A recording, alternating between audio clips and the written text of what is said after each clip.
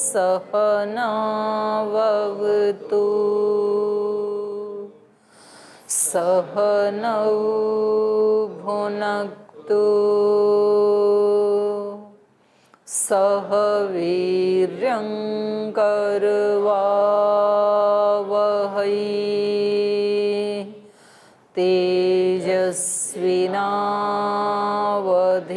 तेजस्विनावधीतमस्तु मा विद्विषावहै ॐ शान्ति शान्ति शान्तिः।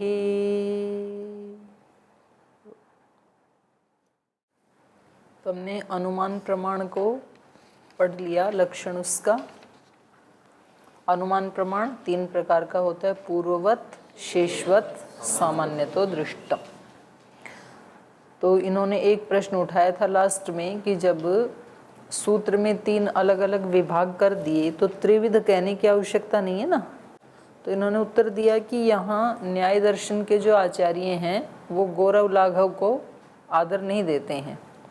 जैसे पाणिनि ऋषि हैं, वैयाकरण जो हैं वो गौरव लाघव को बहुत महत्व देते हैं। वहाँ तो एक मात्रा का भी कहीं लाघव यदि मिल जाए तो वहाँ पुत्रोत्सव जैसे मनाया जाता है, लेकिन ये ऐसा नहीं है। तो ऐसे अनेक जगह, जैसे सिद्धांत का वर्णन करते समय भी वहाँ पर चतुर्विध कहने की आवश्यकता नहीं थी, क्योंकि 4 नाम बता ही दिए हैं। ऐसे छल में भी त्रिविध कहने की आवश्यकता नहीं थी, तो छले। और ऐसे शब्दादिशु तो वहाँ द्विविध कहने की जरूरत नहीं थी, क्योंकि दृष्टादृष्ट शब्द कह ही दिया था ना। तो इन सब प्रसंगों से पता चलता है कि ये इसको वाक्य लाघवे अनादर, वाक्य के लाघव को आदर नहीं देते हैं। अब एक बात ये कह रहे हैं, सद्विषयम च प्रत्यक्षम। प्रत्यक्ष जो है वो सद्विषय, वर्तमान विषय वाला होता है। प्रत्यक्ष हम किसका कर सकते हैं? जो विषय उपस्थित है, वर्तमान में है। तो प्रत्यक्ष हमेशा क्या होता है? सद्विषय वाला। और सद असद विषयम च अनुमानम। अनुमान प्रमाण जो है वो सत असत दोनों वाला होता है। अनुमान प्रमाण से हम भूतकाल का भी जान सकते हैं, भविष्य का भी जान सकते हैं, वर्तमान का भी जान सकते हैं। तो अनुमान प्रमाण तीनों विषयों को अपने अंदर समेट के रखता है। कस्मात सद असद विषय वाला अनुमान क्यों होता है? कस्मात तो कहा त्रैकाल्य ग्रहणात्, तीनों कालों का ग्रहण होने से। त्रिकाल युक्ता अर्था अनुमानेन गृह्यन्ते। त्रिकाल से युक्त जो पदार्थ हैं वो अनुमान प्रमाण से गृहीत हो जाते हैं, जाने जाते हैं। भविष्यति इति अनुमीयते, आगे क्या होगा ये अनुमान प्रमाण से जान लिया जाता है। भवति इति, और अभी जो हो रहा है धूम को देख के अग्नि का ज्ञान, वो भी अनुमान प्रमाण से हो जाता है। और अभूत इति, ऐसा हुआ, ये भी अनुमान प्रमाण से पता लग जाता है। जैसे कहीं यज्ञशाला में बहुत काला हो रखा है तो अनुमान प्रमाण से क्या जान लेंगे? यहाँ पहले यज्ञ हुआ है। तो इसमें तीनों विषय, तीनों काल आ जाते हैं, तीनों काल के विषयों का संग्रह है। तो इसलिए कहा असच्च खलु अतीतम अनागतम चैति। जो ऊपर कहा ना सद असद विषय का अनुमान हो जाता है, तो सद विषय तो केवल वर्तमान के होते हैं, और असत कहने से अतीत अनागत इन दोनों का ग्रहण हो जाएगा। अथ उपमानम, अब उपमान प्रमाण का लक्षण बता रहे हैं। प्रसिद्ध साधर्म्यात् साध्य साधनम उपमानम। प्रसिद्ध साधर्म्यात्, प्रसिद्ध साधर्म्य से, प्रसिद्ध का मतलब है ज्ञात, जो दोनों को ज्ञात होता है। ऐसा जो ज्ञात धर्म है उसके साधर्म्य से साध्य साधनम, जो साध्य का साधन बनता है, उसको उपमान कहते हैं। प्रज्ञातेन सामान्यात् प्रज्ञापनीयस्य प्रज्ञापनम उपमानम इति। प्रसिद्ध कहा ना, तो उसी को भाष्य में क्या कह रहे हैं? प्रज्ञातेन, ज्ञातेन, जो ज्ञात सामान्य धर्म है। प्रज्ञातेन सामान्यात्, जो सामान्य धर्म जो दोनों व्यक्तियों को ज्ञात है, लौकिक को भी और विद्वान को भी। एक होता है लौकिक व्यक्ति, एक होता है अध्यापक, शिक्षक, विद्वान, परीक्षक। तो उन दोनों को ही इसका ज्ञान होता है। प्रज्ञातेन सामान्यात् प्रज्ञापनीयस्य, जिसके बारे में बता रहे हैं, उस पदार्थ का जो सामान्य धर्म है उसके जान लेने से प्रज्ञापनम, दूसरे को ज्ञापित कर दिया जाता है। जिस प्रमाण के द्वारा उसको क्या कहेंगे? उपमानम, उसको उपमान कहते हैं। उदाहरण से समझेंगे। यथा गौ एवं गवय, उदाहरण जैसी गाय है वैसा ही गवय होता है। तो यहाँ पर कैसे, किस प्रसिद्ध धर्म का पता है? किम पुनः अत्र उपमानेन क्रियते, इस उदाहरण में उपमान प्रमाण ने कैसे ज्ञापित कर दिया, कैसे जना दिया दूसरे को? कह रहे हैं यदा खलु अयम गवा समान धर्मम प्रतिपद्यते तदा प्रत्यक्षतः तमर्थम प्रतिपद्यते इति। कोई व्यक्ति जंगल में रहने वाला है, वो व्यक्ति गांव में आया। गांव वाले व्यक्ति ने कहा कि भाई आप वहाँ रहते हैं, तो हमने सुना है जंगल में तो गवय रहते हैं। गवय मतलब नीलगाय। तो नीलगाय कैसे होते हैं? तो उस व्यक्ति ने, उसके वहाँ सामने गाय बंधी हुई थी, उस व्यक्ति ने कहा जैसी गाय है वैसा ही गवय होता है, जैसी गाय है वैसा ही नीलगाय होता है। तो कह रहे हैं यहाँ पर यदा खलु अयम, जब इस व्यक्ति ने गवा समान धर्मम, गाय के समान धर्म वाले को प्रतिपद्यते, जानता है। वो व्यक्ति फिर जंगल में गया, गांव वाला, क्योंकि इस जंगल वाले ने क्या बताया था? जैसी गाय है वैसा ही गवय होता है। तो जंगल में गया और उसने उस नील गाय को देखा, उसको कुछ धर्म गाय जैसे उसमें दिखे, तो उसने पहचान लिया कि ये ही नील गाय है। तो उसी का कह रहे हैं यदा खलु अयम, जब इस व्यक्ति ने गवा समान धर्मम, गाय के समान धर्म वाले को, उस प्राणी को प्रतिपद्यते, पहचाना या जाना, तदा प्रत्यक्षतः तमर्थम प्रतिपद्यते, तो प्रत्यक्ष रूप से उसने उस गवय को पहचान लिया कि ये ही गाय है, ये ही नील गाय है। तो यही उपमान का काम है। उपमान क्या करता है? जो प्रसिद्ध साधर्म्य था, गाय को तो दोनों ही जानते थे ना, तो ये क्या हो गया? ज्ञात धर्म और सामान्य धर्म। तो उसमें सामान्य धर्म गाय के भी लक्षित होंगे और गाय में तो होते ही होते हैं। तो गाय का जो गो धर्म है वो दोनों में समान है, सामान्य है। तो उससे, उस सामान्य धर्म से साध्य क्या था यहाँ पर? नीलगाय। उसका ये साधन बन गया, ये जो सामान्य धर्म है। तो इसी प्रमाण का नाम उपमान है, ये बताया। समाख्या संबंध प्रतिपत्ति ही उपमानार्थ। समाख्या, समाख्या मतलब संज्ञा, नाम। समाख्या संबंध, तो नाम का नामी के साथ जो संबंध है वो प्रतिपत्ति उपमानार्थ, उसकी प्रतिपत्ति माने नाम और नामी का जो संबंध है, उस संबंध की जो प्रतिपत्ति है वो उपमान का प्रयोजन है। यहाँ अर्थ का मतलब है प्रयोजन। उपमानार्थः उपमानस्य प्रयोजनः। नाम और नामी के साथ समाख्या संबंध प्रतिपत्ति, नाम और नामी के साथ जो संबंध है उसकी प्रतिपत्ति, ये उपमान का प्रयोजन है।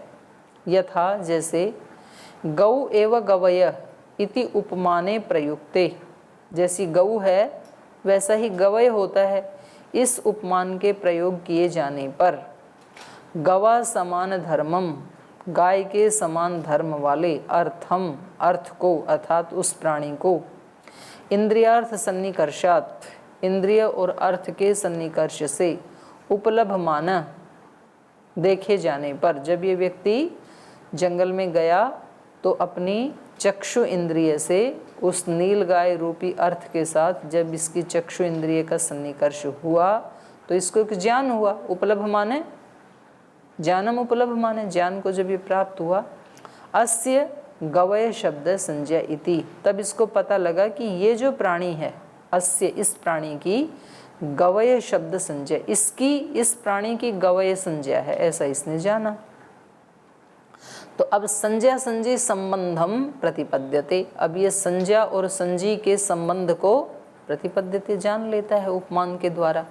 पहले नहीं जानता था गवय को, तो केवल संज्ञा को जानता था।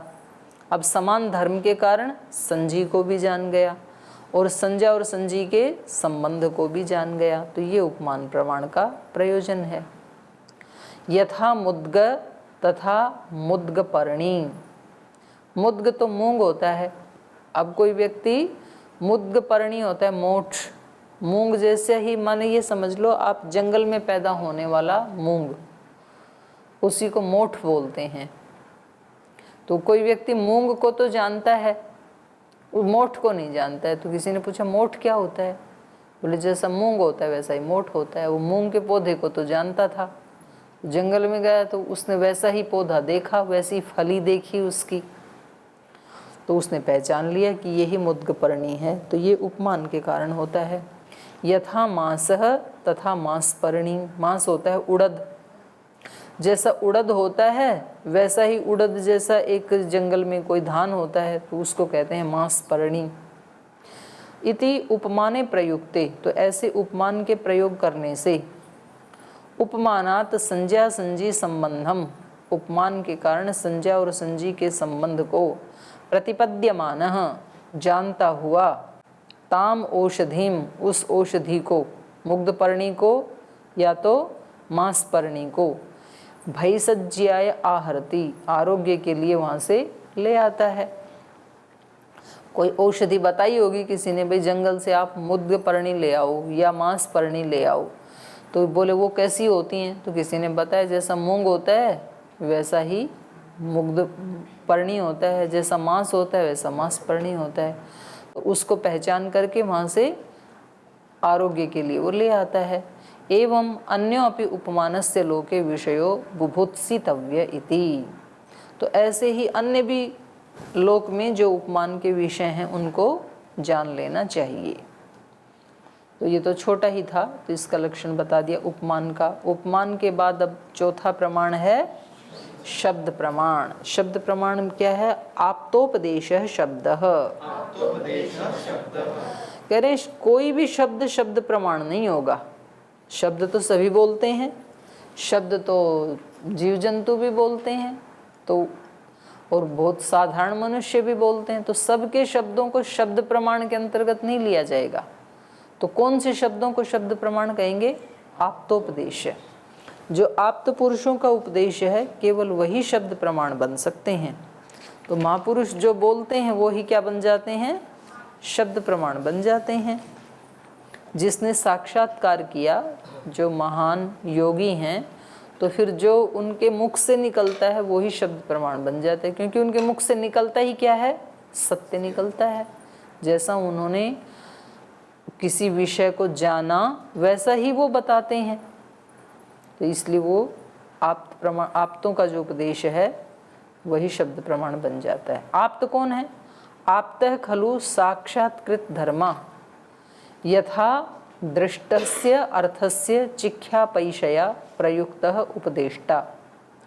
आप्त किसको कहते हैं? आप्त खलु साक्षात्कृत धर्मा, जिन्होंने उस विषय का साक्षात्कार किया है, अर्थात उसको यथार्थ रूप में जाना है, उनको क्या कहेंगे? आप्त पुरुष। यथा दृष्टस्य अर्थस्य, जैसा उन्होंने उस पदार्थ को देखा था, उस पदार्थ का वैसे ही चिख्यापैषया, बताने की इच्छा से, प्रयुक्तः उपदेष्टा, अपने शब्दों का प्रयोग करते हैं, उपदेश देते हैं, इसलिए उनको क्या कहते हैं? आप्त पुरुष कहते हैं। साक्षात करणम अर्थस्य आप्ति। साक्षात किसको कहते हैं? अर्थस्य आप्ति, उस विषय की प्राप्ति। आप्ति मतलब प्राप्ति, उस विषय की प्राप्ति, इसको क्या कहेंगे? साक्षात। क्योंकि ऊपर क्या कहा था? साक्षात्कृत धर्मा, तो बोले ये साक्षात का क्या है? साक्षात्कार क्या है? तो बोले साक्षात्करणम अर्थस्य आप्ति। एक होता है शब्द, एक होता है उसका अर्थ। तो उस अर्थ की प्राप्ति जिसको हो जाती है यथार्थ रूप में, उसको क्या कहेंगे? साक्षात्कार। तया प्रवर्तते, और उस साक्षात्कार, उस विषय की प्राप्ति के साथ जो प्रवृत्त होता है अपने उपदेश में, उसको क्या कहेंगे? आप्तः। तया, तया कया? आप्त्या, वो जो आप्ति हुई थी, प्राप्ति हुई थी, उस आप्ति के द्वारा, उस प्राप्ति के द्वारा, आप्ति कहीं प्राप्ति कहीं एक ही बात है। तया, तया प्राप्त्या या तया आप्त्या प्रवर्तते इति आप्त। ऋषि आर्य मलेच्छानाम समानम लक्षणम। तो कह रही हैं आर्य, ऋषि या मलेच्छों में आप्त का लक्षण समान ही है, अर्थात सभी जातियों में, चाहे वो आर्य जाति है, ऋषि जाति है, मलेच्छ जाति है, कोई भी जाति है, उन सभी जातियों में अपनी बात को प्रमाण माना जाएगा जो इस लक्षण से युक्त होगा। किस लक्षण से युक्त होगा? साक्षात्कार किया जिसने उस विषय का। अब मान लो कोई किसान है, अब वो कौन सा बीज कितना नीचे डालना है खेत में, तो उस विषय में क्या है? वो साक्षात्कृत धर्मा है वो। और जिस व्यक्ति ने कभी खेत में तो गया नहीं और पुस्तक में पढ़ा है, तो कृषि वैज्ञानिक होते हैं ना, तो पूरा कंप्यूटर पर तो कृषि विज्ञान पढ़ लिया, लेकिन कृषि की नहीं कभी भी, तो वो व्यक्ति उस विषय का आप्त पुरुष नहीं कहा जाएगा। उस व्यक्ति के जो वचन हैं उसको प्रमाण नहीं माना जा सकता। प्रमाण किसको माना जा सकता है? जिसने वैसा किया है, साक्षात्कार किया है। इसलिए गूगल गुरु आदि झूठी सूचनाएं देता है। सबका गुरु नहीं है गूगल, कुछ विषयों का गुरु है, तो उस पर जिसने ठीक सूचना डाल दी वो ठीक दे देगा, गलत डाल दी तो गलत देगा, सारी ठीक थोड़ी देता है वो। और गूगल के ऊपर श्रद्धेय स्वामी जी महाराज का जन्मदिन डाल रखा है 25 दिसंबर, बहुत लोग मनाते हैं उसको, और वो है झूठ, तो उस पर जो डाल दिया वो बताएगा वो। तो कृषि वैज्ञानिक कृषि के बारे में, सभी कृषि वैज्ञानिक उसके बारे में यथार्थ ज्ञान रखते हों, ऐसा नहीं है। तो इसलिए इन्होंने कहा कि ऋषि आर्य मलेच्छानाम समानम लक्षणम। कोई ये नहीं कह सकता कि भाई ये तो ऋषि नहीं है, तो इसलिए इसकी बात को प्रमाण नहीं मानेंगे। नहीं भाई, वो जिस विषय में जानता है उस विषय में तो उसकी बात को प्रमाण माना जाएगा। कुछ विषय ऐसे होते हैं ना जो जंगल में रहने वाले लोग ही जानते हैं कि ये औषधि किस रोग में काम आती है, भले ही वो अनपढ़ हैं, तो उनको क्या कहेंगे? आप्त पुरुष ही कहेंगे। बोले जी ये तो ऋषि हैं नहीं, ये तो गाँव में रहने वाले हैं, तो बेशक हैं, लेकिन उस विषय के तो वो आप्त पुरुष हैं। तो इसलिए कहा तथा च सर्वेषाम व्यवहारा प्रवर्तन्ते, और कह रहे हैं वैसे ही, माने ऐसा होने पर ही सभी व्यवहार प्रवृत्त होते हैं। कैसा होने पर? शब्द प्रमाण के होने से। जो जिस विषय का जानकार है उसकी बात के ऊपर सब विश्वास करते हैं, क्योंकि वो उस विषय का एक प्रामाणिक पुरुष है, आप्त पुरुष है। तो उसके विषय पे विश्वास, उनके शब्दों पर विश्वास करके सारे व्यवहार होते हैं। भाई इस व्यक्ति ने कह दिया, इसका मतलब ये ठीक है। जो जिस विषय का जानता है, आप्त पुरुष है, तो ऐसे व्यवहार होते हैं। एवं ए भी प्रमाणैः देव मनुष्य तिरश्चाम व्यवहारा प्रकल्पन्ते न अतो अन्यथा इति। तो कह रहे हैं एवं ए भी प्रमाणैः, तो अभी तक जो प्रमाण दिए, चारों प्रमाण, इन प्रमाणों के द्वारा ए भी प्रमाणैः देव मनुष्य तिरश्च, तिर्यक योनि वाले, इन सब के व्यवहारा प्रकल्पन्ते, इन सब के व्यवहार इसी से ही चलते हैं। किससे? शब्द प्रमाण से ही। न अतो अन्यथा इति, शब्द प्रमाण से नहीं, सभी प्रमाणों से ही। यहाँ पर वो कर दिया ना, कंक्लूजन कर दिया, बहुवचन दे दिया। ए भी प्रमाणैः, इन प्रमाणों से, इन प्रमाणों से ही सब मनुष्यों के, देवों के, तिर्यक योनि वालों के, सब के व्यवहार प्रमाणों से ही चलते हैं। तो कुछ भी व्यवहार होगा वो इन चारों में से किसी न किसी प्रमाण के अंतर्गत आ ही जाएगा। तो अब शब्द प्रमाण के बारे में कह रहे हैं सद्विविधः दृष्टा दृष्टार्थत्वात्। तो ये शब्द जो है ये दो प्रकार का होता है, एक दृष्ट और एक अदृष्ट। तो यहाँ भी द्विविध कहने की आवश्यकता नहीं थी ना, दृष्टादृष्ट कह दिया तो दो हो ही गए, लेकिन तो भी यहाँ पर लाघव नहीं चाहते हैं आचार्य, इसलिए स्पष्ट कर दिया कि वो दो प्रकार का होता है प्रमाण, शब्द प्रमाण। एक दृष्ट माने इस लोक में जो प्रत्यक्ष होने वाले विषय हैं उसके बारे में बताता है शब्द प्रमाण, और दूसरा अदृष्ट के बारे में बताता है, स्वर्ग आदि के बारे में बताता है। यस्येह दृश्यते अर्थः स दृष्टार्थः, जिस शब्द प्रमाण का फल यहाँ दिखाई देता है, यस्य इह दृश्यते अर्थः, जो शब्द प्रमाण कह रहा है उसका अर्थ यहाँ इस श्लोक में जो दिखाई देता है उसको क्या क्या कहेंगे, दृष्ट शब्द प्रमाण। और यस्य अमूत्र प्रतीयते, और जिसका अर्थ यहाँ नहीं प्रतीत होता, यहाँ नहीं दिखेगा, अमूत्र कहीं दूसरे स्थान पे, तो उसको कहेंगे अदृष्टार्थः। एवं ऋषि लौकिक वाक्यानाम विभाग इति, तो इस प्रकार से इनका विभाग कर दिया, लौकिक वाक्य और ऋषि वाक्य। किमर्थम पुनः इदम उच्यते, ऐसा क्यों विभाग किया, ऐसा क्यों कहा, करें स न मन्येत दृष्टार्थ एव आप्तोपदेश प्रमाणम अर्थस्य अवधारणात् इति अदृष्टार्थो अपि प्रमाणम अर्थस्य अनुमानात् इति। करें स न मन्येत, कोई कोई व्यक्ति ऐसा ना मान ले कि दृष्टार्थ एवं आप्तोपदेश प्रमाणम। ये दो विभाग इसलिए करने पड़े कि जो आप्त पुरुष बोलते हैं वो सब यहाँ जो दिखता है उतना ही प्रमाण है, उतना ही प्रामाणिक है, बस आप्तोपदेश, ऐसा कोई ना मान ले। तो नहीं तो फिर समाधि के बारे में, असंप्रज्ञात समाधि, मोक्ष, स्वर्ग, ये तो दिखते नहीं है, तो फिर तो उनको तो प्रमाण मानता ही नहीं व्यक्ति, और प्रमाण यदि नहीं मानेंगे तो उसके लिए प्रयास भी नहीं करेंगे। तो इसलिए यहाँ पर ये कहना पड़ा कि कोई व्यक्ति ये ना मान ले कि केवल जो दृष्टार्थ है वही आप्तोपदेश है, वही प्रमाण है।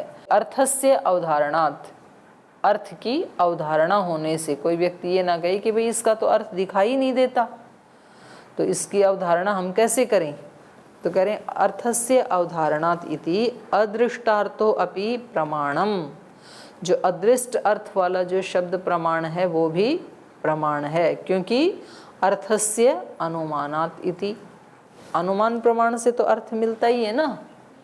भाई किसी ने कहा अष्टांग योग का पालन करो तो इससे आपको सुख मिलेगा, मोक्ष मिलेगा, तो किसी व्यक्ति ने थोड़ा सा करके देखा तो इससे उसको सुख मिला, तो अब वो अनुमान प्रमाण से ये जान लेगा कि भाई इतना सा करने से यदि मेरे को इतना सुख मिला तो सारे के सारे 8 अंगों का यदि पालन करूँगा तो उतना ही सुख मिलेगा जैसा शब्द प्रमाण बता रहा है। ठीक है, तो अनुमान से तो पता चलता ही है ना। तो ये प्रमाण का विषय यहाँ पर समाप्त हुआ। इति षड्भी सूत्रैः प्रमाण लक्षण प्रकरणम। किम पुनः अनेन प्रमाणेन अर्थजातम प्रमातव्यम इति, क्या ये जो प्रमाण हैं अनेन प्रमाणेन, इस प्रमाण के द्वारा अर्थजातम प्रमातव्यम, पूरे सभी अर्थ जो है इससे जान लिए जाते हैं क्या, तदुच्यते, माने ये करें ये जो प्रमाण हैं इनसे जो 16 पदार्थ बताए थे वो सब के सब जान लिए जाएंगे क्या, तो कह रहे हैं इनसे जो जाने जाते हैं ना वो आपको बताते हैं प्रमेय क्या है।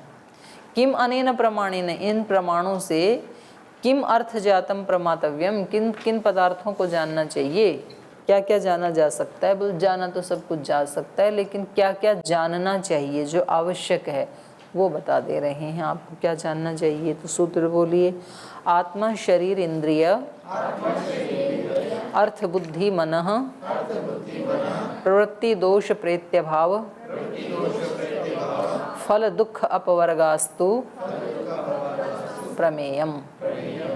तो ये 12 प्रमेय हैं, आत्मा शरीर इंद्रिय अर्थ बुद्धि मन प्रवृत्ति दोष प्रेत्यभाव फल दुख अपवर्ग, बस ये 12 को जान लो तो आपका बेड़ा पार है। बाकी सब को जानने की आवश्यकता नहीं है। जो 16 पदार्थ थे उसमें से केवल प्रमेय को जान लें, बाकी तो सब उसकी सहायता करने के लिए, प्रमेय को जनाने के लिए ही हैं।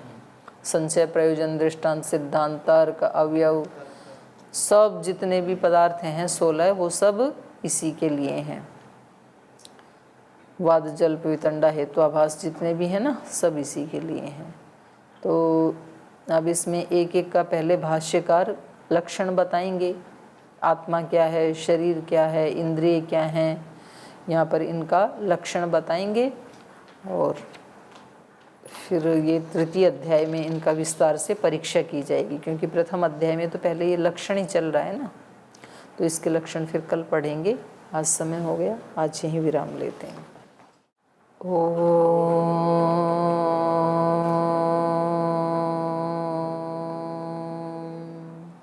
शांति शांति शांति। श्री गुरुभ्यो नमः।